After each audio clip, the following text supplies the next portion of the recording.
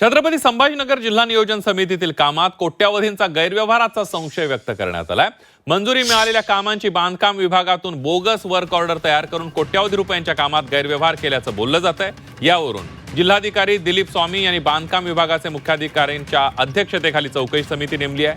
गुरुवारी झालेल्या जिल्हा नियोजन समितीच्या बैठकीमध्ये QR कोड एका नावाने, वर्क ऑर्डर दुसऱ्या नावाने असा प्रकार सुरू असल्याचं पालकमंत्री संजय शिरसाट यांनी निदर्शनास आणून दिलं होतं।